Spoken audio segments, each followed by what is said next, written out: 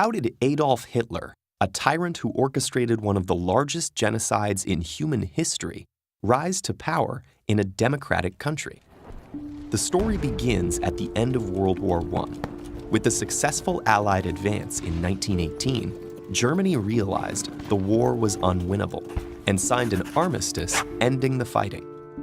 As its imperial government collapsed, civil unrest and worker strikes spread across the nation.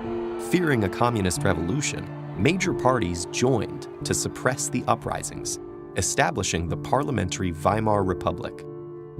One of the new government's first tasks was implementing the peace treaty imposed by the Allies.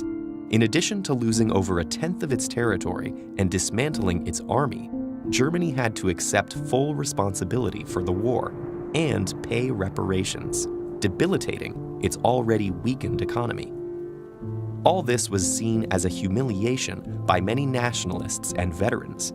They wrongly believed the war could have been won if the army hadn't been betrayed by politicians and protesters.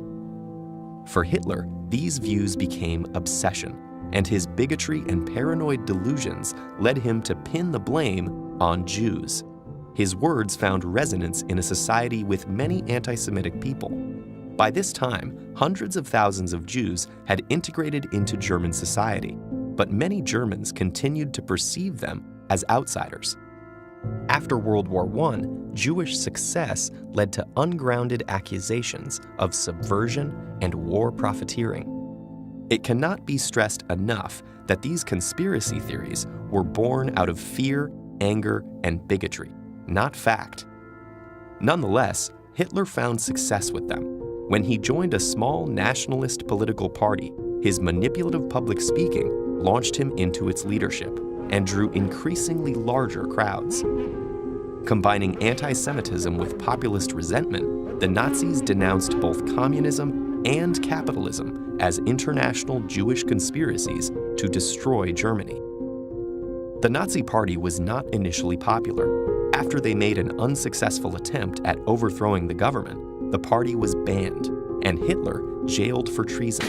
But upon his release about a year later, he immediately began to rebuild the movement. And then in 1929, the Great Depression happened. It led to American banks withdrawing their loans from Germany, and the already struggling German economy collapsed overnight. Hitler took advantage of the people's anger, offering them convenient scapegoats and a promise to restore Germany's former greatness.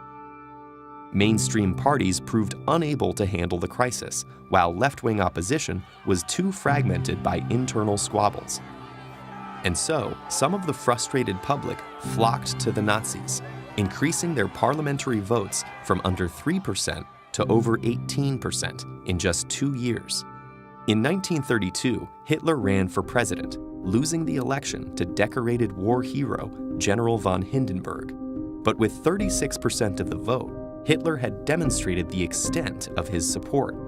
The following year, advisors and business leaders convinced Hindenburg to appoint Hitler as chancellor, hoping to channel his popularity for their own goals.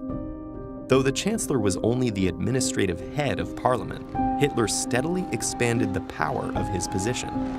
While his supporters formed paramilitary groups and fought protesters in the streets, Hitler raised fears of a communist uprising and argued that only he could restore law and order. Then, in 1933, a young worker was convicted of setting fire to the Parliament building. Hitler used the event to convince the government to grant him emergency powers. Within a matter of months, freedom of the press was abolished, other parties were disbanded, and anti-Jewish laws were passed. Many of Hitler's early radical supporters were arrested and executed along with potential rivals. And when President Hindenburg died in August 1934, it was clear there would be no new election.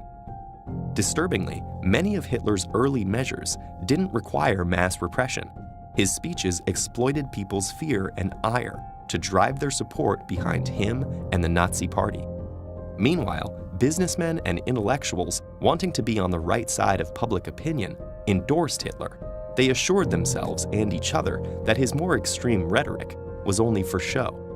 Decades later, Hitler's rise remains a warning of how fragile democratic institutions can be in the face of angry crowds and a leader willing to feed their anger and exploit their fears.